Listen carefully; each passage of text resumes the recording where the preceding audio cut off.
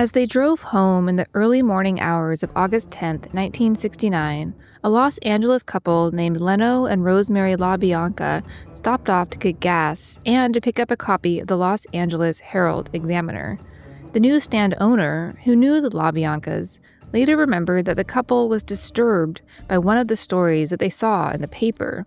In fact, that story had disturbed everyone in the city and, from there, the entire country. It was the story of the gruesome murder of 26-year-old actress Sharon Tate and 4 others at her Benedict Canyon home right nearby, which had occurred only the night before. Even without knowing the gory details of the homicide, details which would be endlessly dissected in the years to come, the couple was deeply unsettled by the news as they read it there at the newsstand on their way home. Perhaps the most unsettling thing of all was that Sharon Tate had been 8.5 months pregnant when she was killed, making her unborn son the 6th victim of the previous night's grisly massacre.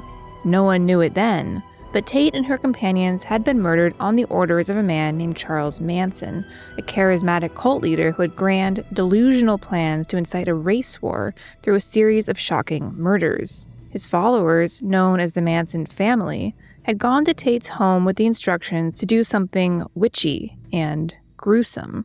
Though they'd obeyed, even using Tate's blood to write pig on her front door, Manson was unsatisfied with their work. And so, the night after the Tate murders, Manson sent them out again. By the time the LaBiancas left the newsstand somewhere between 1 and 2 a.m. and resumed driving the short distance to their home in the Los Feliz neighborhood, the Manson family was out too, looking for their next victim. After weighing several options, they ended up at the LaBiancas' home, where they would commit their next and even more gruesome murder, this time with Manson himself involved. But who was Charles Manson? How did he assemble his family? And what did they actually believe? Today, we'll discuss Manson's background, his fateful move to the Haight-Ashbury neighborhood of San Francisco during the Summer of Love, and his plan to incite a race war, which he believed would lead to his ascension as a second Christ figure. Finally, we'll discuss what came after the Tate LaBianca murders, the trial of Manson and his followers, and the theory that it's emerged in the years since that he was, in fact, a subject of the CIA's top-secret MK-Ultra project, which, in part, aimed to test the potential of the drug LSD. You're listening to History Uncovered, brought to you by the digital publisher All That's Interesting, where we explore the uncharted corners of the natural world and the world past. I'm All That's Interesting staff writer Kalina Fraga. And I'm All That's Interesting staff writer Austin Harvey. Today, we're delving into the Manson murders and revealing why the full story isn't what it might seem. Something light for Thanksgiving. That's right. Quick aside, I saw Frankenstein, as we have discussed, and it was cool having done our Frankenstein podcast because there was a scene that was very much drawn from what we talked about. So that was cool. Yeah, I'm glad you enjoyed it because it's not a very scary horror movie or anything, but it is. I mean, it deals with some macabre stuff, obviously. There were a couple scenes I had to close my eyes. It was just because of violence, but it wasn't too scary. No, I enjoyed it. Would recommend. Now I'm reading the book. How's the book so far? It's good. I mean, it's a bit different. Yeah, sure. But not like that different so far. Just the beginning is a bit... Oh, yeah. It's like written as like a letter, isn't it? Yeah. Mm-hmm. Anyway, Charles Manson. Not related to Frankenstein. Not related. I'm not really sure how I could connect those two things. Monsters, but... gruesome violence. Yeah.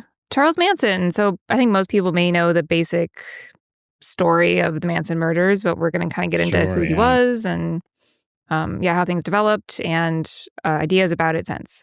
So to start with the man himself, Charles Manson was actually born Charles Miles Maddox in 1934 to an unwed teenage mother. He never knew his biological father, who seemed to have basically skipped out on the family. His mother was an alcoholic, and as a result, he spent a lot of time in his early life bouncing between different relatives. He also pretty quickly turned to sort of acting out, I guess would be the kindest way of putting it, criminal behavior, but he was still a child at the time. He says that he set his school on fire at the age of 9, he claimed in an interview once. Right. Sure. I'm sure that's not verifiable, but... Yeah, he told, I think, Barbara Walters that. I'm presumably, like, after he was already notoriously a Yeah. for crime. He was in a jailhouse interview. Right. Yes. Okay. Yeah.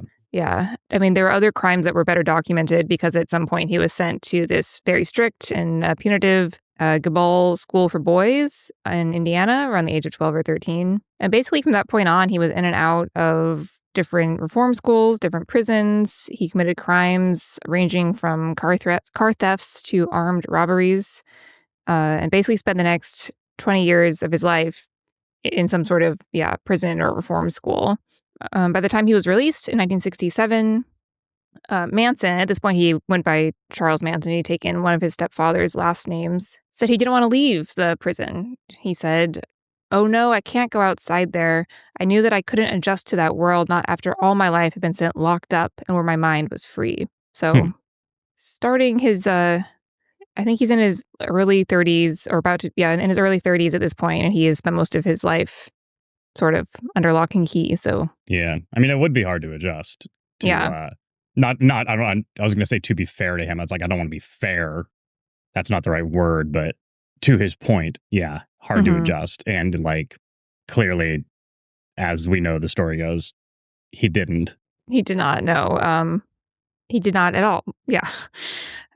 He instead moved to Berkeley and then San Francisco's Haight-Ashbury district, which at the time was sort of the heart of the hippie movement. He was also there during the Summer of Love in 1967. So there were a lot of hippies, a lot of ideas about free love and things like that, and drug use. Interestingly, and this we'll touch on a bit later, there's a theory that he may have crossed paths while there with a psychiatrist named Jolly West, who was employed by the CIA and was running tests on the capabilities of this new drug, LSD. Right. There's no proof that they actually were ever in the same room, but West worked at the Haight-Ashbury Free Medical Clinic, and Manson regularly went there, so it's not impossible. Which is interesting, having recently learned a bit more about Haight-Ashbury and sort of like the weird hippie community that popped up there. Yeah. It's interesting that the CIA psychiatrist was employed there. Mm-hmm. And then Definitely. obviously you hinted at it, but like there's a lot of theories about like MK Ultra and the tests they were conducting at the time. Yeah. Right. Which we can get back to at the very end, but Yeah. that's kind of like the seed of this theory is like maybe he crossed paths with this guy during some stuff the CIA was doing. So he's at this point 32. He begins to gain a following of much younger followers, mostly women. One follower was 14. Her name was Diane Lake, and she joined the family, and she recalled, "Manson had a growing group of women. We might have had a desire to have Charlie to ourselves. I know I did. But that was secondary. We were there to serve Charlie, and we formed a sisterhood." So again, she's 14, he's 32. Yeah, no. There's a gross power dynamic. There's a lot of drug use involved. Yeah. It's just I always just think it's fascinating with Manson in particular because what he talked about most of the time was not pleasant. Mm-hmm. Like it's not like he a lot of people at the time were talking about sort of the same things like anti-establishment rhetoric. They would do drugs and enjoy the same music, and free love was a big thing. And there was talks of like peace and anti-war sentiment. And all of that's very appealing and attractive, but Manson lumped in like often very blatantly subjects that were just so counter to all of that. Right. Yeah. I mean, I think it was in a lot of ways. I mean, the flip side of the free love coin is that it was a really pretty dark time, like the Vietnam War happening. Right. The Kennedy assassination was just a few years earlier. So like that was nationally traumatic. Right. Yeah.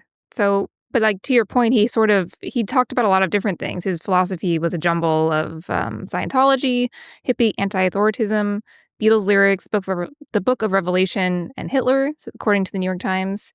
And they listened, but mostly he wanted to be famous. Like he wanted to be a famous musician. That was his goal. And he would send out his quote-unquote girls to meet famous musicians. He ultimately met a music teacher named Gary Hinman, who will be important later, who introduced him to Dennis Wilson of the Beach Boys.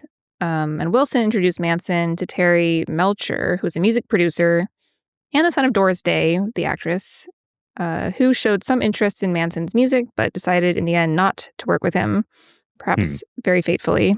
Yeah.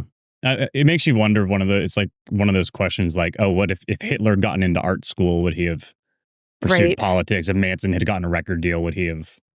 He probably would have, because he was insane, Who knows? and more influence might have been bad for him. But yeah, again, it's one of those like kind of famous what if scenarios. He might have had a different kind of cult. Like, who Right. knows? Yeah.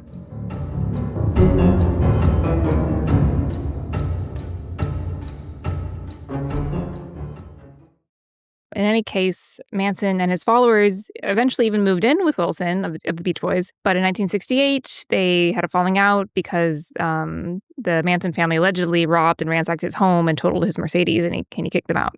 That sounds right. Yeah.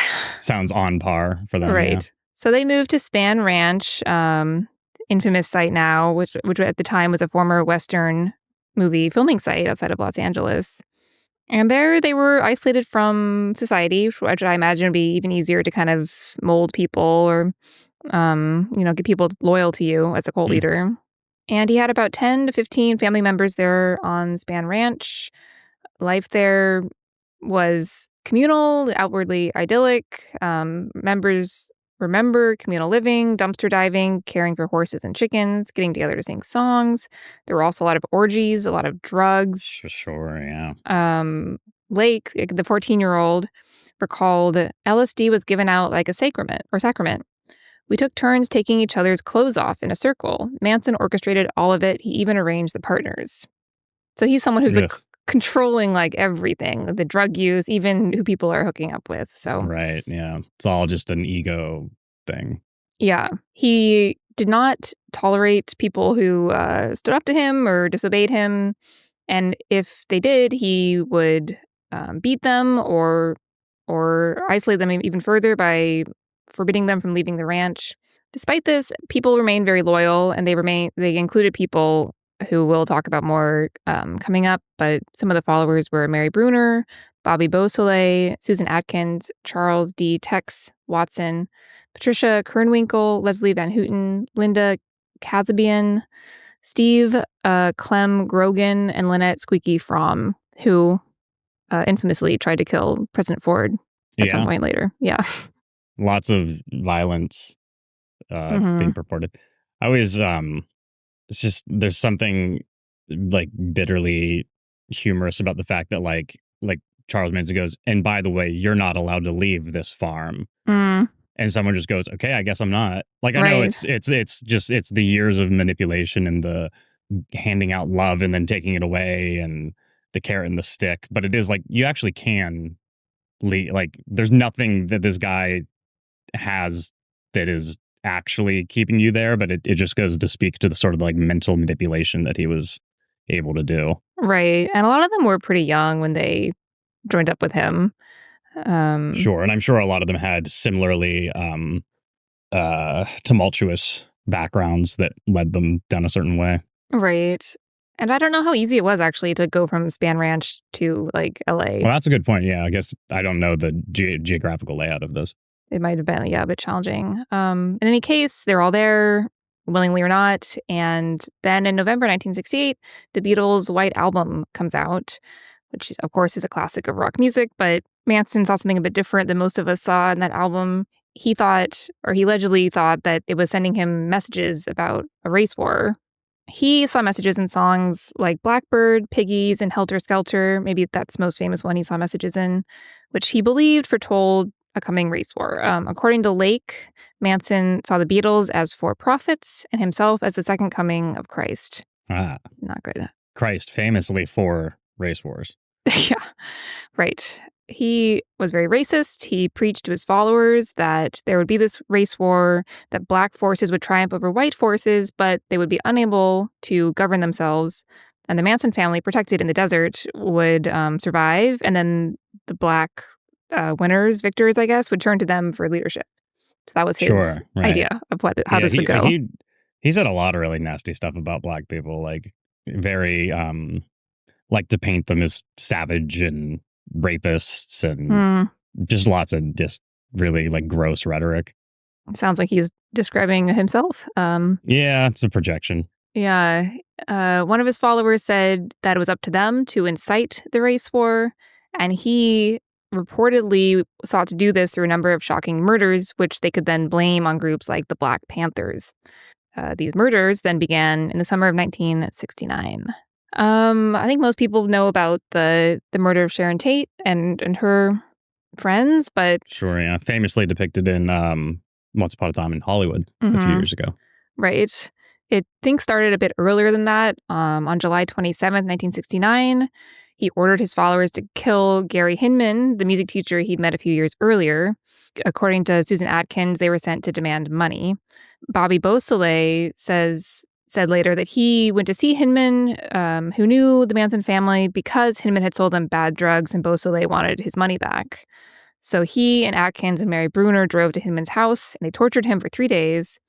At one point, Manson joined and sliced Hinman across the face with a sword and told Beausoleil he'd done it to show Beausoleil how to be a man.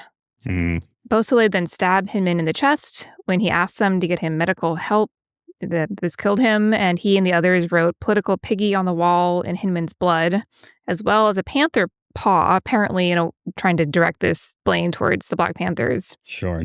Were they, now I don't know, but were the Black Panthers known to spray paint panther paws on things as like a... I don't know, but leaving it in blood seems like a pretty, why would you do that? That would lead the police right to you. Well, sure, yeah. And it's also just that this wasn't like a Black Panther MO. They weren't doing this. Right. So it just feels so obviously like a setup. Right. Manson, I guess, was counting on the fact that the Black Panthers were already surveilled and disliked by authorities. And in any case, Lake said that this is when things started getting really dark.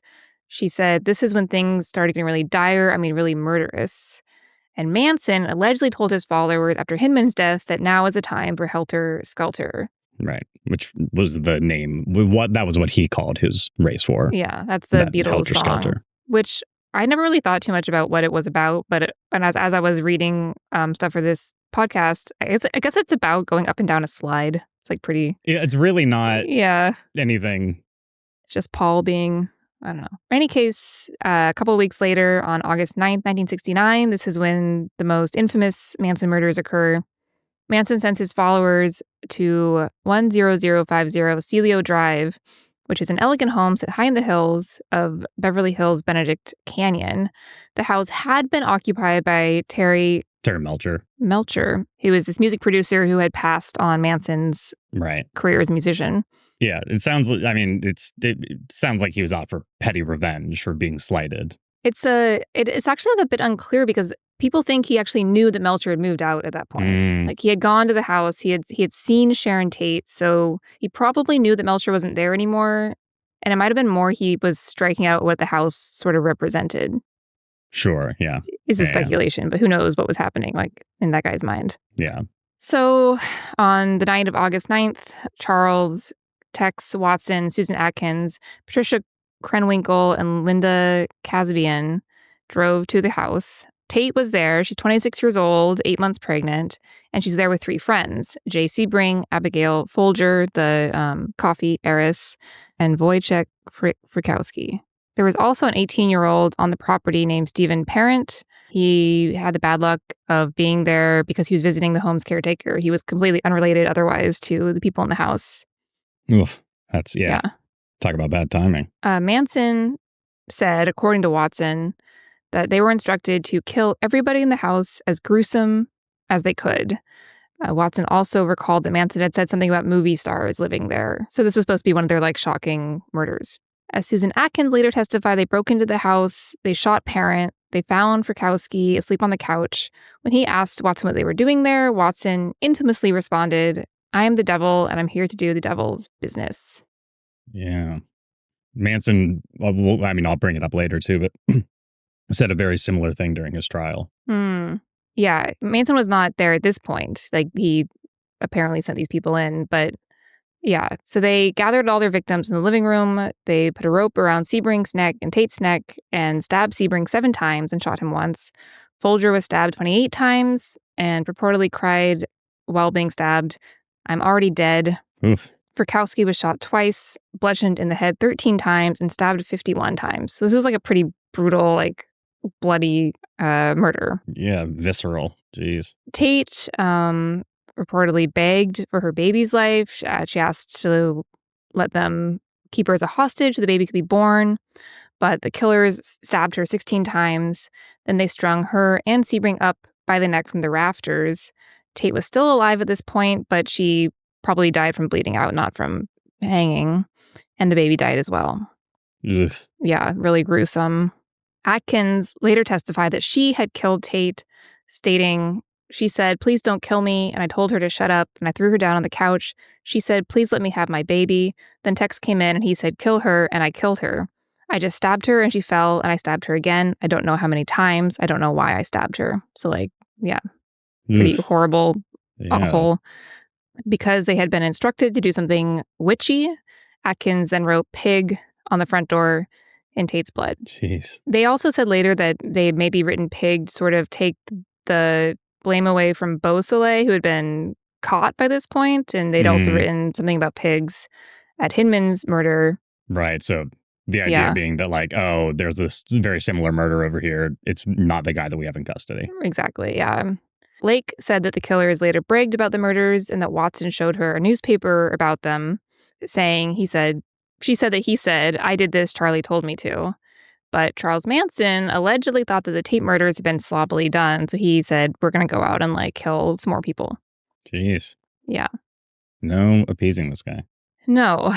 And they called it the Tate LaBianca murders because there was, the second homicide that occurred the very next day on August 10th. Early in the morning, this Los Angeles couple named Leno and Rosemary LaBianca made their way to their home in the Los Feliz neighborhood of Los Angeles after dropping off Leno's daughter. Rosemary goes to bed. Leno stayed up reading the sports section. I mentioned this in the intro, but sort of like the eerie thing about this is on their way home, they got a newspaper and they read about the Tate murders, and they were both really shaken by it. They had no idea that this was going to happen to them, the same thing. Right. Well, especially because the Tate murder was so high profile too. There's definitely that unsettling, oh God, right? That wasn't far from here. That's really scary. But we're not famous people. We're not anybody, so we're probably fine. Exactly. Yeah. Ugh. It is sort of unknown why they were chosen as victims on the night of their murder. Charles Manson was with his followers and they were kind of driving around looking for a place, apparently. He apparently talked about maybe killing a priest or a stranger whose car stopped next to their car. And he ultimately may have chosen the LaBianca house because it was near a house where some Manson families had attended a party once, owned by a guy named Harold True, whose name does not come up again. But maybe he just knew the neighborhood, unclear. Right, yeah. Ugh, that is eerie. Yeah. I don't like maybe we'll just kill the guy if his car stops next to us. That's a worst fear, sort of right. 1 in a million, and probably not going to happen, but it might. Just total, chaos, randomness, which is what they wanted to do. Right, yeah. So first, Manson and Watson enter the house. They tell the LaBiancas they were not there to hurt them, that they only wanted to rob them. Then Manson left, and he told the women waiting in the car outside, Patricia Krenwinkel and Leslie Van Houten, to enter the house and kill the occupants. So then Krenwinkel and Van Houten come into the house. They go to Rosemary, who is in the bedroom, and Watson is with Leno. Watson stabs Leno in the neck, sort of kind of eerily similar to Folger. Leno says, "Don't stab me anymore. I'm dead. I'm dead." Ugh, yeah. Rosemary hears this commotion, quickly realizes they're not just robbing them and tries to fight back. Van Houten holds her down and Krenwinkel stabs her with a knife they found in the kitchen. And when the knife bends, Watson brings them another one, and ultimately Rosemary LaBianca is stabbed 41 times to death. Wow. So, another pretty horrible, bloody crime scene, which then gets worse. I can't imagine stabbing somebody once. Right. Let alone, that's a lot of, that's a profound statement that I just made. 41 times to be stabbed is a lot of times. It's a lot. I remember reading with the Idaho college murders, they were stabbed a lot. And it it takes a lot of rage to do that. Yeah. So Leno LaBianca is stabbed 12 times, still a lot of times, and the killers carved war into his abdomen and left a carving fork sticking out of his stomach. The killers then used their blood to write "Rise" and "Death to Pigs," as well as "Helter Skelter," although they spelled it wrong, on the walls. Amateur. Then Manson gave Rosemary LaBianca's wallet to one of his followers and told her to drop it in a black neighborhood. She instead left it in a gas station bathroom. She actually hid it in a gas station bathroom, and it wasn't found for several months. So this did not really work. Interesting. Was that she'd hide it thinking, oh, someone will find it here? Or was that like a weird moment of sort of clarity where she was like, maybe? Kind of unclear. She did ultimately testify against him. It's Linda Kasabian. So I don't know. But after this murder, they also killed one more person, a Hollywood stuntman named Donald Jerome Shea, who went by Shorty, several weeks later. And it's possible they killed like a lot more, but we don't know. Vincent Bugliosi, who's the prosecutor in the Manson trials, later said they had plans to kill Sinatra, Liz Taylor, folks like that. They were going to travel around the country and murder families in American homes. It was their religion. They enjoyed killing. But this plan did not last very long because in the autumn, Susan Atkins is jailed on an unrelated charge and she brags to her cellmates about the murder, which turns on the authorities to Manson. Right. Yeah, it is. It's interesting that this we'll call it a cult formed around this guy's personality, and it was like he wants to be a musician, and they're like, we just like doing drugs and kind of sleeping around and living communally, and somehow that just evolves into like, I mean, some of the most horrifying murders that have ever happened in this country. Right. Yeah. And in a pretty short amount of time too. It's pretty crazy what cult behavior does to people. Like it really is sort of like a brainwashing or brain resetting or something. Yeah, there's something psychologically funky happening there. But anyway, getting into the trial. So, as you mentioned, Atkins starts bragging to her cellmate about this, which also just speaks to the psychology here. That then leads to Tex Watson being arrested on November 30th, 1969. And that evolved into a months-long fight where he was trying not to be extradited to California for about 9 months. Initially in December, in return for a promise of immunity, Atkins then repeated her retelling of this story to a grand jury implicating Manson and the others. She did eventually repudiate that testimony, though. At which point, they went to Linda Kasabian, offered her immunity, and that probably ended up being better for them because she wasn't really a part of the killings, at least in like a direct sense of she didn't do any of the stabbing. And so having her as a witness might have actually played to their benefit because she's a more empathetic figure in the story. It only took 20 minutes of deliberations for the grand jury to return murder indictments against Manson, Watson, Krenwinkel, Atkins, Kasabian, and Van Houten. The main trial then began in June of 1970. To say it was chaotic is an understatement. It was in mid-June. It started off problematic already. The judge was Charles Older. It was at the Hall of Justice in Los Angeles. They had an incredibly hard time picking the jury. It took 5 weeks because the case was so notorious, like worldwide. I mean, everyone was talking about it, so it's hard to find an unbiased jury. I truly don't know how they managed to find an unbiased jury. Right. People don't follow the news, I guess. Yeah, it had to have been just people who were like totally like, whoa, what? Yeah. Huh. They ended up just combining the Tate LaBianca murders, which is kind of why we talk about them in the same breath, because it was like within a day and it was clearly the same people. Linda Kasabian served as the main witness for the prosecution. Prosecutor Vince Bugliosi's opening statement began on July 24th, in which he basically just recounted all of the events of both murders. He made it clear that Manson was the family's undisputed leader and the orchestrator of the murders.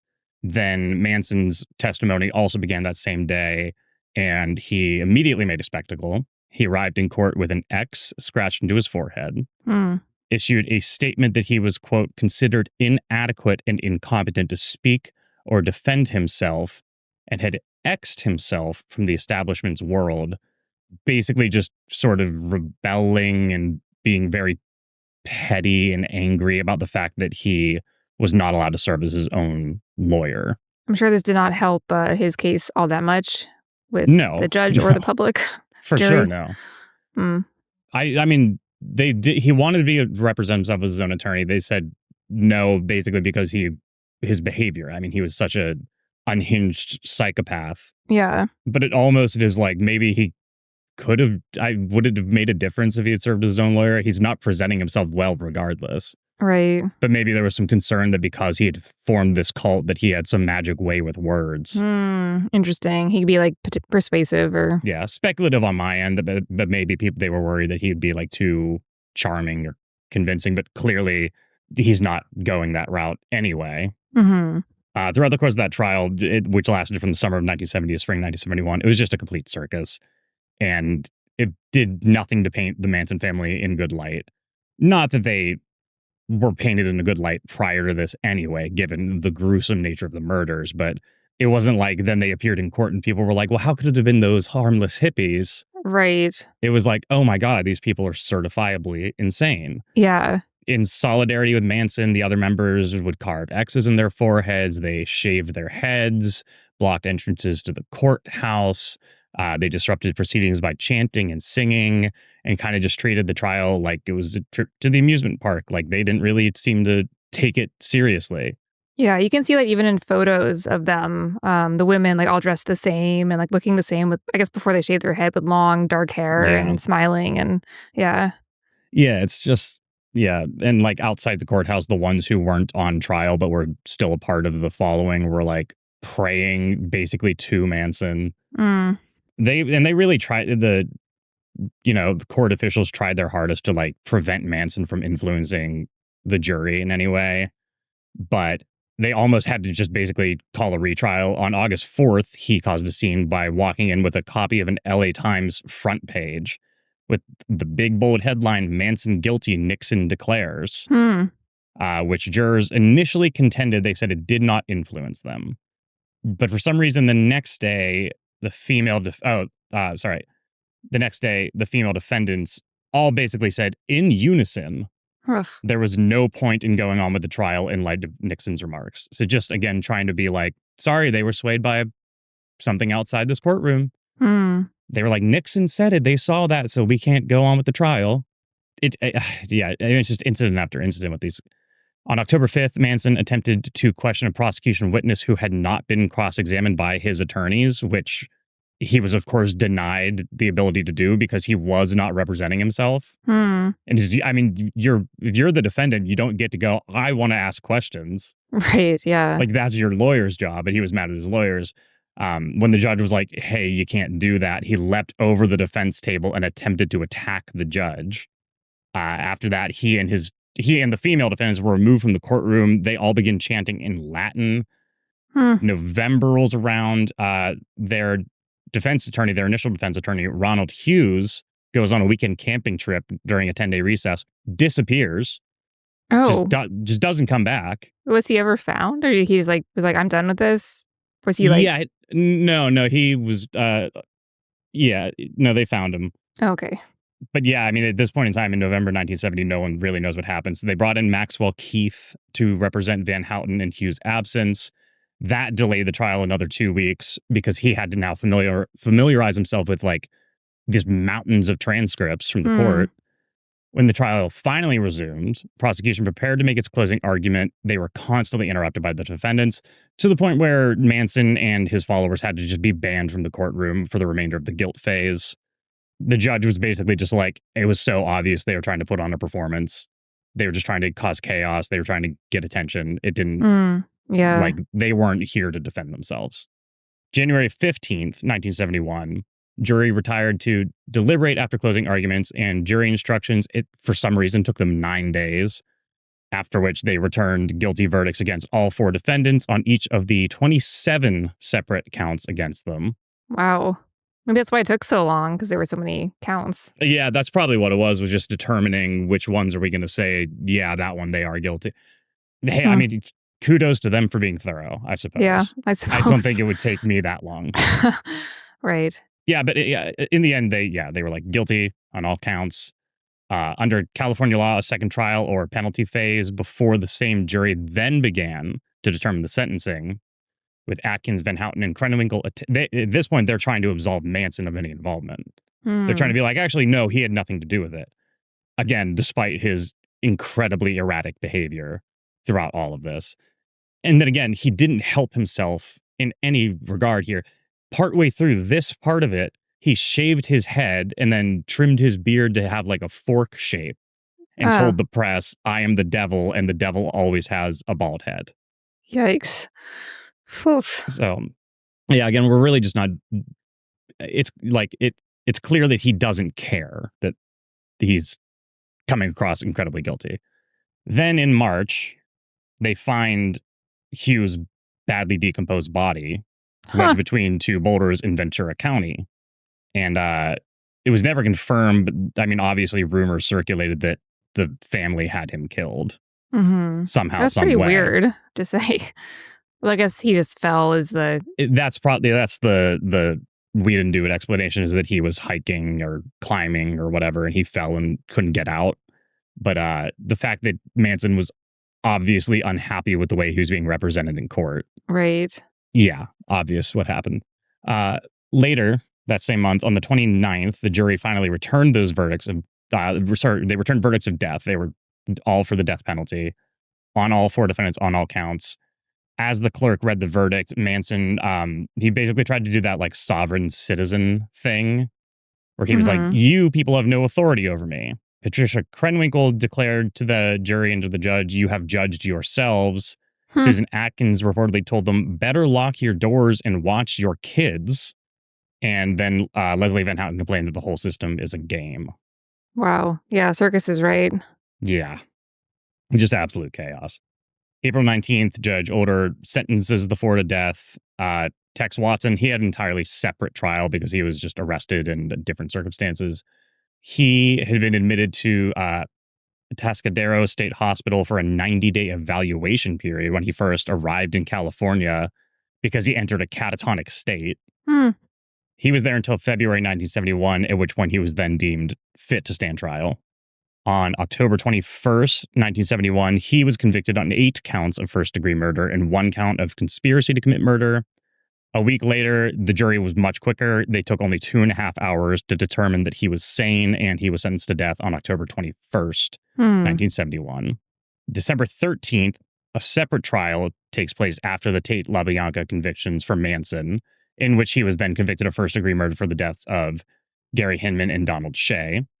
In 1972, though, there was a wrinkle thrown into all of this because the California Supreme Court declared that the state's death penalty was unconstitutional. Hmm. So all 4 convictions were then commuted to life in prison. And I just have like a little like, where are they now situation. So in 1976, Van Houten was granted a new trial in light of the mid-trial disappearance of her initial attorney, but she was just convicted again in 1978. To this day, Tex Watson is still serving his life sentence. He's been denied parole 18 times, and he'll be eligible again for it next year. But even if he's granted parole, Gavin Newsom is going to have to approve that. And he's repeatedly not approved them. Yeah, he must be Yeah. like at least 70 years old at this point. 70 or Oh, 80. yeah. Yeah. Yeah. I mean, yeah, they were all around like, 70, 75 to 80 years old now. Mm. Patricia Krenwinkel was granted parole at a hearing just this year, May 30th, 2025. She had spent 55 years in prison. Wow. That recommendation was reviewed by Gavin Newsom and denied just last month. Wow. Hmm. Bobby Beausoleil was also recommended for parole back in January. Newsom also reversed that recommendation at the beginning of May. Bruce Davis received a 3-year parole denial on August 8th of last year, 2024. Leslie Van Houten was actually released from prison, Hmm. upsettingly, on July 11th, 2023, which is my birthday. Oh. And I did not ask for that. Yikes. She had spent 53 years in custody. Steve Grogan received parole in 1985 after he told authorities the location of Shea's remains. Lynette Fromm was granted parole in 2009 after serving 34 years, not for any of this, but as you mentioned, for trying to kill Gerald Ford. Yeah. I think 2 people tried to kill Gerald Ford. They're both women. I think so. Yeah. Charles Manson died in prison November 18th, 2017. And Susan Atkins also died, but hers was from brain cancer in 2009. She had also been denied parole more than a dozen times. I wonder why Van Houten was released. Maybe because she was less of a, I don't remember, did she actively kill someone or was she just at the scene? That is a good question. Or sorry, Leslie Van Houten. Oh, it seems like the parole boards have frequently been like, yeah, this person's eligible. and Newsom's shut it down more recently, but hers he didn't for some reason. So I'm not. Yeah, I guess there's an argument of like these people were in their 20s, they were brainwashed maybe on drugs. Like I guess you could make an argument, but it seems, I don't know. It's so hard. Like there was such a horrible, brutal right. set of homicides. Brutal killings. Yeah. I mean, like stabbing more than 1,000 times and up to 41 up into a pregnant woman and stringing her up by like these are not just like I don't know. He told me to stab him, so I stabbed him once, and then I freaked out. Right. And I've spent my entire life regretting that. Yeah. I'm sure maybe they do regret it. Presumably they do if they were granted parole.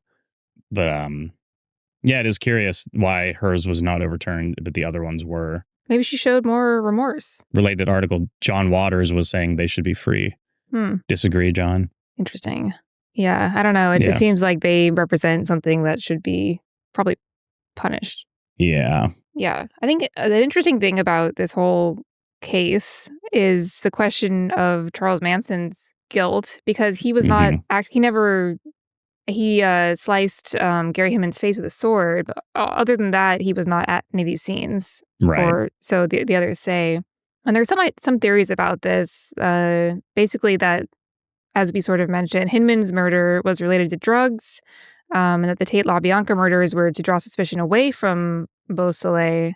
So that, like, maybe it wasn't like planned, I guess, is the point of that. Of like it was like one thing led to another, and yeah.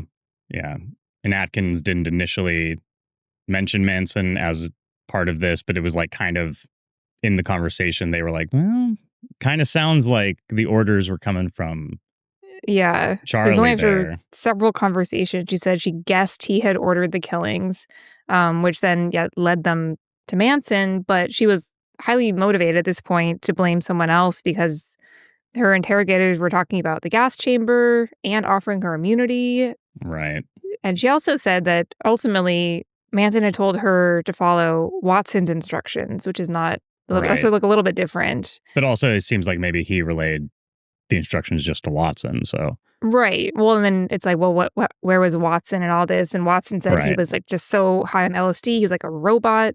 The drugs made his victim. He was on a lot of different drugs, but the drugs made his victim seem like imaginary people. He said, as we drove along, I could hear Charlie's voice in my head, computing what he had said, every movement, go up to the house, kill them, cut them up, hang them on the mirrors. I mean, I guess there's an argument there of like, this was Watson. He was having delusions that Manson told him something. Yeah. It's just so hard to make that argument then when Manson shows up in court and is the way he is. And you're like, well, you're not really portraying yourself as an innocent man in this situation. And you don't seem to care that you might spend life in prison. And I think he probably didn't, because I think he was like, I'm famous. Everyone knows my name. We're doing a podcast about him. Like, it seems like he could have been like, okay, guys, like everyone say that I'm innocent. And if they were so brainwashed, they would just do that. And I wouldn't argue he doesn't have blood on his hands, because even if he didn't do the stabbing, he created the environment that led to it and manipulated people. But there is an argument maybe in his distorted vision of reality where he goes, my hands are clean. Right. Like, I didn't actually kill these people. Yeah, I made it happen, but like, I didn't do it, and everybody knows who I am, so I win. Right. Like, it depends on just who you believe, because then there are people saying, well, he had this plan of like these murders would lead to this race war, and that he was preaching about what that would mean for them. But I think one of the most interesting, maybe controversial theories about all this is that it was somehow connected to the CIA, either to this Project Chaos, which was basically looking for links between anti-war and civil rights activists and foreign entities, that somehow they were involved with Manson, that they wanted, Americans to fear the Black Panthers. So like maybe Manson was assigned somehow to spread this fear. A patsy who was like influenced through the MK Ultra mind control program to whether or not he had been racist before that or not. I mean, they were monitoring the Black Panthers so intensely. That like maybe in this criminal, this guy who had 30 something years of criminal history, violent criminal history as well, to be like, he doesn't have a family. He doesn't anyone who is going to know if we mess with his mind. Let's break him. Let's try and get him to instigate these violent attacks to ultimately bring about what he wanted, which was the helter-skelter race war. Yeah. But it Yeah. would have been more use him as the scapegoat Mm-hmm. to have an excuse to take down the Black Panthers. That's the theory. Right. He was some tool. And the idea that MK Ultra, that he was trained by the CIA to give his followers LSD so they would kill on command. Like this was like the mind control part of the Right. project, I guess. Yeah, the book I guess that comes up often is by Tom O'Neill called Chaos. Charles Manson, the CIA, and Secret History of the 60s, which I have not read. Yeah. I believe there was also a Netflix series maybe That's earlier right. this year about this Yeah. as well. I think it's an interesting angle, and I'm not one to like trust the government. Mm-hmm. So, but I also don't want to feed that theory too much. One, because it's relatively unsubstantiated, and I didn't read the book, so I don't know all of the potential evidence there. I did write an article about it. I looked into it a good bit. There's nothing substantial enough there. It's a lot of like circumstantial things, like the doctor happened to be at the free clinic Mm-hmm. that Manson spent a lot. But Manson wasn't the only hippie going to the Haight-Ashbury free clinic. I mean, everyone was going there. Yeah, but he was the only one who became this cult leader. Well, but maybe that's less. Maybe that's evidence in favor of the non-conspiratorial argument. There were so many people going there, and only Manson turned out that crazy. Right. And like, yeah, MK Ultra was like a real program that was actually happening, and it was. I mean, they were hoping to do like full on mind control and also maybe like unlock telepathic powers.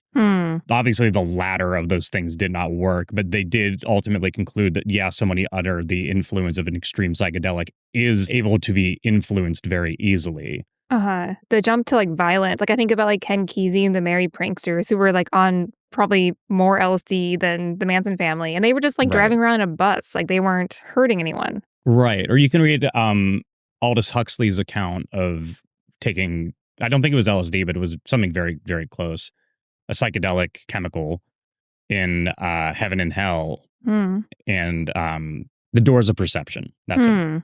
In The Doors of Perception, he writes about his experience. He's kind of like live journaling his experience on psychedelics. And there's nothing about it inherently that was like violent. So, but Manson had a history of violence. It was clearly charismatic enough to at least attract these young followers who listened to his word like it was gospel when he preached. And he was a violent racist. Right. I mean, he associated himself with swastika imagery. He talked about Hitler favorably, and it was only 20 years since World War II came to an end. Right. Yeah.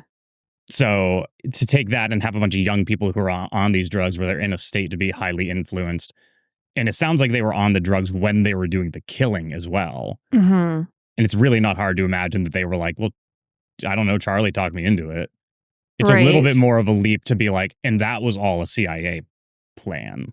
Plus, I feel like if the CIA, I guess, I mean, I don't know if it's like giving the CIA like too much credit for them to be like, well, we're going to do this very like complicated, we're going to change minds about the Black Panthers through like, I don't know, brainwashing. We're going to do the psychological like trick. Like, I feel like if they wanted something done, they might do something else. Like, yeah. Manson also would have been a huge liability. Right. Yeah. Because like, yeah, you're like, maybe he does incite the ire towards the Black Panthers that you wanted, but like, I mean, the guy was unhinged and he committed some very violent crimes.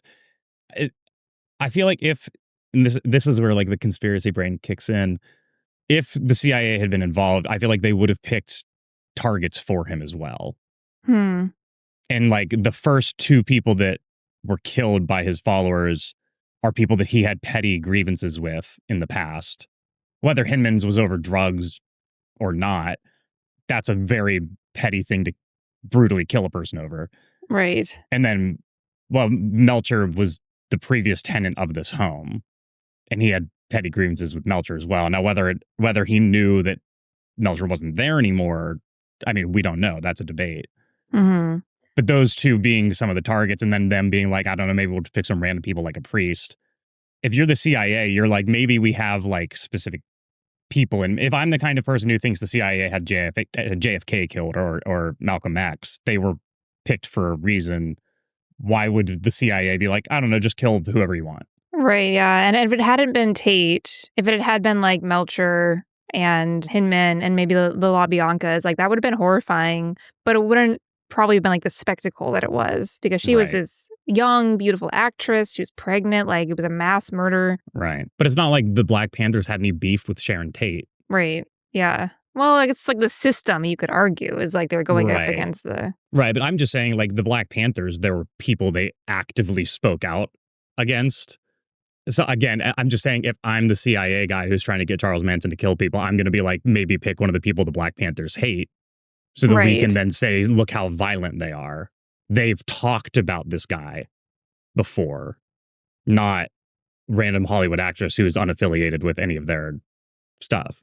I guess the idea is, like, you would be just the chaos of it is supposed to Sure. be frightening. Yeah. Frightening enough that people are gonna fight back against it because they don't know who's next and Right. yeah. Which I think was Manson's idea. Yeah. Like that was his plan for sure. As a CIA operation, that doesn't make a lot of sense to me. Seems pretty messy. Plus it doesn't like, I don't know, but it doesn't really seem like leaving this paw print made anyone really think it was the Black Panthers. No. That's what I mean. I was like, was that even Yeah. a symbol that would have been associated? Was that connection clear enough to people? Right. And then, yeah, I don't know, it just seemed like there were a lot of holes in that plan. Like, okay, even if they thought it was the Black Panthers, like, okay, like what, how, I don't know. Right. What comes next? There's a lot of holes in a plan that feels more like it was somebody on a lot of drugs coming up with it rather than like some operative who presumably had training and like passed intelligence exams and Oh, yeah. Yeah, I mean, I have to think it was a combination of the killers, like, their youth and the drugs and everything that made them so vicious, but, yeah. like, what Tex Watson said about people seemed imaginary sort of I that sort of fits with how brutal the crimes were if you Yeah. don't see your victims as actual people. Right. I mean, it's the argument that people like to try and make about video game violence, Mhm. right? That they think that like, oh, because you can kill people in video games and they're not real, and someone can become desensitized to that and view people in real life as unreal. And to be fair, there are people who have that mentality who have gone on to do horrific crimes, but it's also not like I've played video games my entire life. I've never committed a violent crime. Right. So that like the connection doesn't work. What like really happens is someone's psychologically broken in some way, whether that's through significant abuse and drugs that are melting your mind. And you're like, I don't know, I stabbed her 60 times. It kind of felt like I was just punching a pillow or something. Hmm. Yeah, that all tracks for me much more. Yeah. It's a weird story. Yeah. I can't even imagine, like, living through it. I know that there's that famous, like, Joan Didion quote where she's like, this was the end of the 60s, basically, these murders. I mean, kind of, yeah. The Summer of Love was 67. And then after that, the whole countercultural movement kind of was like, hey, like Haight-Ashbury was overcrowded. The Manson murders definitely painted that movement in a bad light. And I think people were disillusioned. And then we're, Vietnam. Mhm. And then you go from Vietnam to the Watergate scandal. I mean, it's a bad time in American history. Definitely, yeah, yeah. And, like, drugs like, LSD, like, are changing sort of, like, culture and, Yeah. yeah. I'm kinda curious to read the book, the Chaos book, but it's not too high on my list, to be honest.